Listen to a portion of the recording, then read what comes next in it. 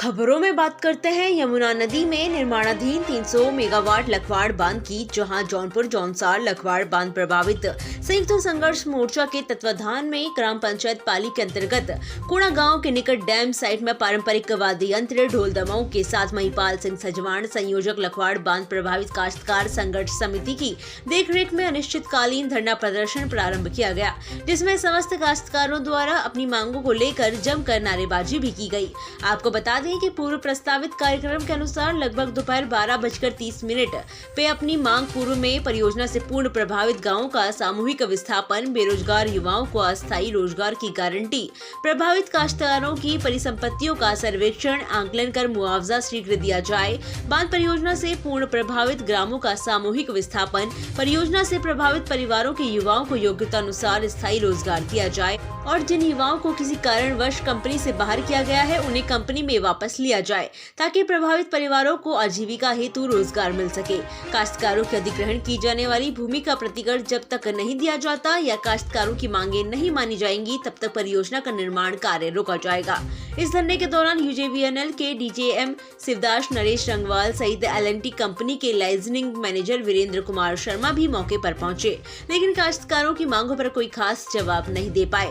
काश्तकारों द्वारा उक्त धरने को अनिश्चित काल के लिए जारी रखने का निर्णय लिया गया और कहा, जब तक हमारी मांगे पूरी नहीं हो जाती तब तक हमारा धरना प्रदर्शन जारी रहेगा। मिशन पहाड़ के लिए वीरेंद्र वर्मा की खास रिपोर्ट। पे हल्ला बोल, हल्ला बोल, हल्ला बोल, तानाशाही पे हल्ला बोल, हल्ला बोल, हल्ला बोल, बोल मुजूरे हल्ला बोल, हल्ला बोल, हल्ला बोल, तानाशाही पे हल्ला बोल, हल्ला बोल, हल्ला बोल, जोर जबरदस्ती पे हल्ला बोल, हल्ला बोल, हल्ला बोल, जिला प्रशासन पे हल्ला बोल, हल्ला बोल, हल्ला बोल, हमारी एकता जिंदाबाद, जिंदाबाद, जिंदाबाद, किसान एकता जिंदाबाद, जिंदाबाद, जिंदाबाद।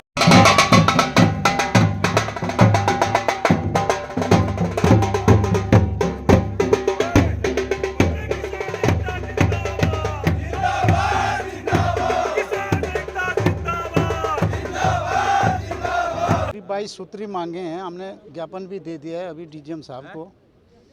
और ये जो पिछड़ा क्षेत्र है हमारा ओबीसी और एसटी एससी, यहाँ के लोग बहुत सीधे साधे हैं। 3 सालों से यहाँ अनलीगल काम चल रहा, यानी कि अभी भूमि अधिग्रहण नहीं हुई है काश्तकारों की, और एलएनटी कंपनी मज़े से काम कर रहे हैं और बाहर के मजदूरों को ला रहे हैं। हमारा 1% भी आदमी यहाँ मजदूरी पे नहीं है। तो ये सारी मिली भगत जो है जल विद्युत निगम जो कार्यदायी संस्था है और कंपनी की है, कुछ हमारे क्षेत्र के लोग भी होंगे। तो आज बहुत आक्रोश में हमारा युवा वर्ग, क्षेत्र के बेरोजगार लोग जिनकी भूमि जा रही है, वो सारे लोग बहुत पीड़ित है कि हमारे घर में परियोजना, बहुत बड़ी परियोजना का काम चल रहा है और 1% भी हमारे लोगों को रोजगार नहीं मिल रहा। और भी हमारी कई मांगे हैं, अब विस्तार से कुछ लोगों ने बताई भी। मैं संक्षिप्त में कहूँगा कि अगर कल तक शासन स्तर से, जिला स्तर से और कंपनी का कोई सक्षम व्यक्ति आता है तो हम वार्ता के लिए भी तैयार है, समाधान भी हो सकता है, नहीं तो अनिश्चितकालीन जो है ये चक्काजाम रहेगा। आज हमने कार्य बंद नहीं करवाए, कल हमारा प्रोग्राम है 12-1 बजे तक। अगर कोई आता है सक्षम अधिकारी, वार्ता होती है तो फिर कोई समाधान निकल सकता है, नहीं तो अनिश्चित काल के लिए जो है कार्य भी बंद करा दिया जाएगा। और अगर कोई ऐसी दिक्कत आती तो हम न्यायालय भी जा सकते हैं। हमारा जौनपुर जौनसार काश्तकार, जितने भी प्रभावित काश्तकार हैं, उन्होंने आज से 22 सूत्रीय मांगों को लेकर धरना प्रदर्शन किया।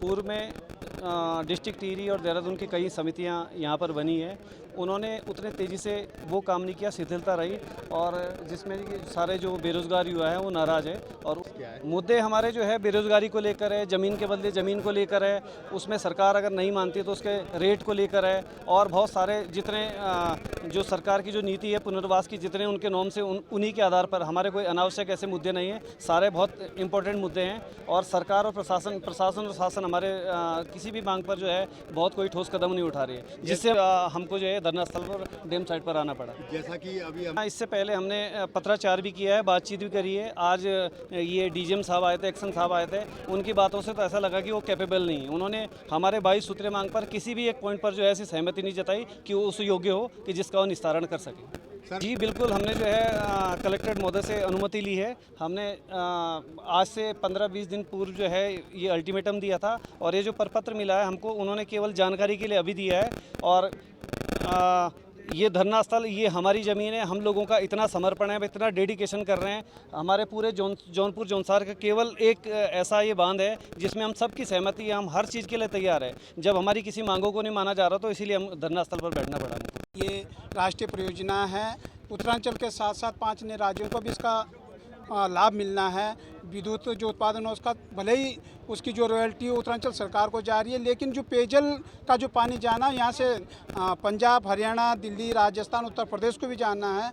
और इस परियोजना के लिए जौनपुर और जौनसार के कई लगभग 32 गाँवों की भूमि अधिकृत हो रही है। और ये अधिकृत की कुछ तो पहले हो चुकी है, कुछ अभी होनी है, लेकिन जो कार्यदायी संस्था यूजेबीएन, इसके द्वारा लोगों को बार बार ठगा जा रहा है, बरगलाया जा रहा है। जो सुविधाएं जो यहाँ के लोगों को मिलनी चाहिए थी वो न तो सुविधाएं उपलब्ध कराई जा रही है। यहाँ पे रोजगार को लेकर के लोगों का एक आशा थी कि जब यूजेबीएन यहाँ के लखवाड़ डैम का काम शुरू करेगी तो यहाँ के स्थानीय लोगों को वहाँ पे रोजगार मिलेगा, जबकि यहाँ पे अभी तक इस 3 सालों में, जब 3 साल लगभग काम शुरू हो चुके हैं, मात्र 5% प्रभावित लोगों की यदि गिनती की जाए तो मात्र 5% लोगों को ही रोज़गार मिला है। जब और जो अन्य जो व्यक्तियों को जिनको रोज़गार दिया गया वो अन्य राज्यों के, हिमाचल के हो सकते हैं, उत्तर प्रदेश के हो सकते हैं, या पंजाब के हो सकते हैं, उन लोगों को उन्होंने L&T ने अपना एक ऐसा क्राइटेरिया बना दिया है पद देने का या कार्य नियुक्त करने का कि जिसे वो यहाँ के आदमी फुलफिल ही नहीं कर सकते। जैसे उदाहरण के लिए एक नॉर्मल से इलेक्ट्रिशियन का पद है, उसमें किसी व्यक्ति को रोज़गार देना है तो उन्होंने 20 साल का अनुभव मांगा है। क्या 20 साल का जिसके पास अनुभव होगा वो यहाँ पर आएगा? वो तो किसी मल्टीनेशनल कंपनी में जाएगा। 20 साल का अनुभव तो एक, मुझे लगता है शायद एक्शन के पद में ही बैठा होगा, उसके पास 20 साल का अनुभव नहीं होता है। तो इस तरह की ऐसे क्राइटेरिया बना रखा ताकि स्थानीय लोग यहाँ रोजगार के लिए आ ही ना पाएँ। तो जो शासन प्रशासन है और हमारी यूजेबीएनएल जो कंपनी है या हमारी जो क्षेत्र की यूजेबीएनएल है, उसकी सबसे बड़ी लापरवाही है। देखो, अभी थोड़ी देर पहले आपसे वार्ता आपने सुनी भी है कि जो नई अधिग्रहण करी गई, पुरानी करी गई, जो भी आप दोबारा से इसका सर्वे कर रहे हैं, उसका एक तो कोई किसी क्षेत्र वासियों से डिस्कस नहीं किया गया कि भाई किसकी कितनी ज़मीन जा रही है। दूसरा, रोज़गार की बात है। रोज़गार जब तक आप हमें ये नहीं बताएंगे कि हमारा रोज़गार कितने % जो अस्थायी है, भाई जो कंपनी काम कर रही है वो कितने % पे हमारे को आपने रखा। आप 70 पे रख रहे हो, 80 पे रख रहे हो, 10 पे रख रहे हो, 5 पे रख रहे हो, उसका जियो आपने अभी तक जारी नहीं किया कंपनी को। एग्रीमेंट में बोलते हैं, एग्रीमेंट हमें कौन दिखाएगा? भाई आप कंपनी ने जिसको टेंडर प्रोवाइड किया है सिंगल कंपनी को, तो आप उनसे लो ना, उनको दो, जियो की कॉपी हमें भी दो, उनको भी दो, उनसे भी हम अस्थायी काम लेंगे।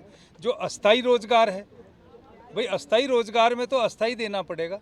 पुरानी वैकेंसी को कह रहे हैं कि ठीक है वो हमने फ्रीज थी उसे अनफ्रीज करा दी। 40 वैकेंसी से क्या होगा?